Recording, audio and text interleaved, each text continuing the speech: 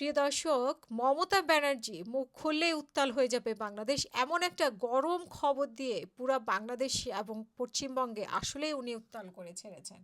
মানে নাম প্রকাশ করতে চাননি, আমরা আসলে বক্তব্যটা শুনি ওনা থেকে। আমি এখনো নামটা বলছি না বদ্ধতা করে। বাংলাদেশের লোক উত্তাল হয়ে যাবে, আমি সেটা চাই না। আমি দেশকে ভালোবাসি, না বলবো না দেশের স্বার্থে। কি বললেন? आप थे ना, आपको बंगाल पुलिस को बोल दो ये बात बाहर में नहीं कहने के लिए, ये देश के लिए है।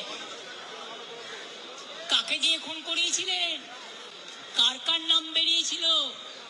আজ গভর্নমেন্ট চেঞ্জ হলেও মনে রাখবেন, আমি তো সবটাই জানি। আমার হৃদয়টাই একটা কথা ভান্ডার, তথ্য ভান্ডার, সত্য ভান্ডার।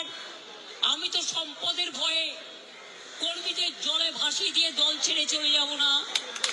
আমার তো এক সেকেন্ড লাগতো। আমি এখনো নামটা বলছি না বদ্ধতা করে। যে প্রিয় দর্শক, হাদি হত্যাকে কেন্দ্র করে এবং হাদি হত্যার আসামি আমরা দেখেছি যে সেই আহ, পশ্চিমবঙ্গে পালিয়ে গিয়েছে এবং মেঘালয় হয়ে পশ্চিমবঙ্গে গিয়েছে এবং পশ্চিমবঙ্গের পুলিশ মানে বিশেষ টাস্ক ফোর্স তাদেরকে গ্রেফতারও করেছে, কিন্তু পরবর্তীতে বিষয়টি নিয়ে আসলে প্রকাশ্যে কিছু বলতে নিষেধ করা হয়েছে এবং আমরা একবার মনে হয় মুখ খুলতে শুনেছি, মানে হাদি হত্যার সেই ফয়সাল, এবং দুই একবার সে ভিডিও বার্তায় এসেছে। তো মমতা বন্দ্যোপাধ্যায় আজকে বলছেন যে দেশের স্বার্থে, নিরাপত্তার স্বার্থে এবং দুই দেশের সম্পর্কের স্বার্থে তিনি এতদিন এ বিষয়ে মুখ খোলেননি। তবে বর্তমান যে রাজনৈতিক পরিস্থিতি তৈরি হয়েছে তাতে অনেক অপ্রকাশিত বিষয় সামনে আনার প্রয়োজন দেখা দিয়েছে।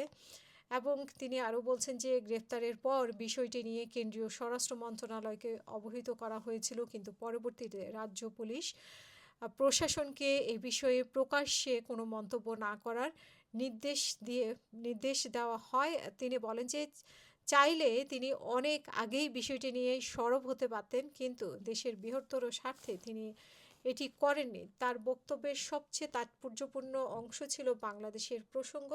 মমতা বলেন যে তিনি যদি এ বিষয়ে বিস্তারিত বলতে শুরু করেন তাহলে বাংলাদেশে বড় ধরনের রাজনৈতিক প্রতিক্রিয়া দেখা দিতে পারে।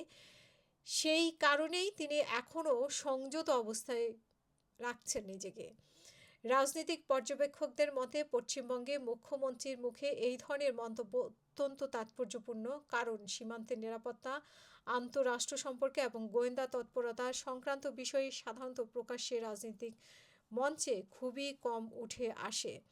এই বক্তব্য এমন এক সময়ে এলো যখন পশ্চিমবঙ্গে বিজেপি ও তৃণমূল কংগ্রেসের সংঘাত নতুন মাত্রা পেয়েছে। সম্প্রতি সোনারপুরে তৃণমূল সর্বভারতীয় সাধারণ সম্পাদক অভিষেক বন্দ্যোপাধ্যায়ের উপরে হামলার অভিযোগকে কেন্দ্র করে দুই দলের মধ্যে তীব্র রাজনৈতিক লড়াই শুরু হয়েছে। তৃণমূলের অভিযোগ বিরোধী দলের নেতাকর্মীদের পরিকল্পিতভাবে নিশানা করা হচ্ছে এবং মমতা বন্দ্যোপাধ্যায় তার বক্তব্যে অভিযোগ করেন পশ্চিমবঙ্গে কেন্দ্রীয় সংস্থাগুলোকে রাজনৈতিক উদ্দেশ্যে ব্যবহার করা হচ্ছে, বিরোধী মতকে দমিয়ে রাখার চেষ্টা করা হচ্ছে। তার দাবি দীর্ঘদিন ধৈর্য ধরে পরিস্থিতি পর্যবেক্ষণ করলেও এখন আর নীরব থাকার কোনো সুযোগ নেই। উল্লেখযোগ্য বিষয়ে তিনি বলেছেন কয়েকদিন আগেই তিনি ঘোষণা করেছিলেন যে সংবিধান ও গণতন্ত্র রক্ষার প্রশ্নে তিনি রাস্তায় নামবেন। সেই ঘোষণার ধারাবাহিকতায় মঙ্গলবার কর্মসূচিতে অংশ নিয়ে কেন্দ্রের বিরুদ্ধে সরাসরি রাজনৈতিক আক্রমণ শাসান তিনি। রাজনৈতিক মহলের একাংশ মনে করছে যে মমতার এই বক্তব্য কেবল পশ্চিমবঙ্গের রাজনীতির মধ্যেই সীমাবদ্ধ থাকবে না, বাংলাদেশ প্রসঙ্গ এবং সীমান্ত নিরাপত্তা সংক্রান্ত দাবি সামনে আসার বিষয়টি জাতীয় পর্যায়েও আলোচনার কেন্দ্রবিন্দুতে চলে আসতে পারে। এদিকে বিজেপির পক্ষ থেকে এখনও পর্যন্ত এই নির্দিষ্ট অভিযোগটি বিস্তারিতভাবে প্রতিক্রিয়া ব্যক্ত করা হয়নি। তবে রাজনৈতিক মহলে জোর আলোচনা শুরু হয়েছে মুখ্যমন্ত্রী বক্তব্যের পেছনে কী তথ্য রয়েছে এবং আগামী দিনে তিনি এই বিষয়ে আবারও কোনো তথ্য প্রকাশ করতে যাচ্ছেন কিনা, মানে খুবই শীঘ্রই কোনো তথ্য উনি দিবেন কিনা এই বিষয়ে।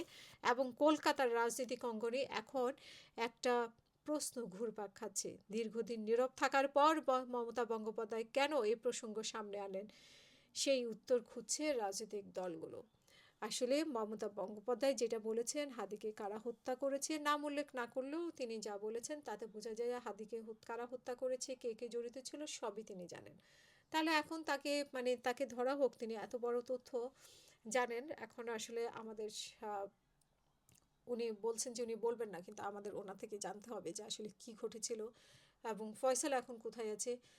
আমরা আকস্মিকভাবে ফয়সালকেও কয়েকদিন থেকে আমরা মিডিয়াতে দেখতে পাচ্ছি না। সো প্রিয় দর্শক, আমরা অপেক্ষায় থাকলাম। মমতা যে কথাটি বলেছে খুবই গুরুত্বপূর্ণ কথা। বাংলাদেশের মানুষের মানে বাংলাদেশের আমাদের আসলে জানার অধিকার আছে যে হাদির সাথে কি হয়েছিল, কারা করেছিল।